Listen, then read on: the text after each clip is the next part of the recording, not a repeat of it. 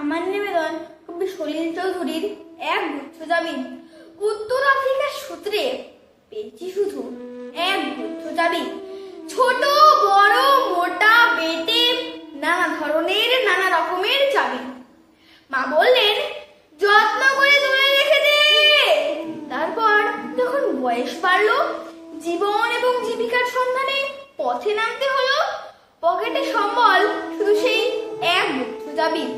ছোট বড় মোটা বেটে নানা রকমের নানা ধরনের চাবি। কিন্তু যেখানেই যাই সামনে দেখি প্রকাণ্ড এক দরজা, আর তাতে ঝুলছে প্রকাণ্ড এক তালা।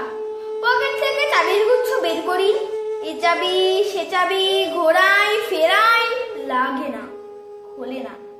শ্রান্ত হয়ে ঘরে ফিরি।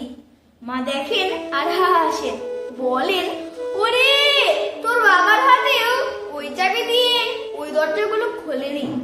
শুনছি নাকি তার বাবার হাতে খুলতো। আসল কথা কি জানিস?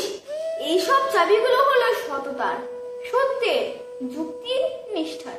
এসব দরজা খোলে না। তবুও তুই ফেলে দিস না। তুই যখন চলে যাবি তোর সন্তানদের হাতে দিয়ে যাস এইসব চাবির গুচ্ছ।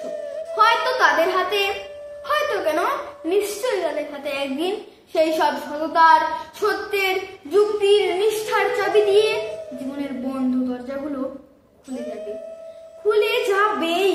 নমস্কার।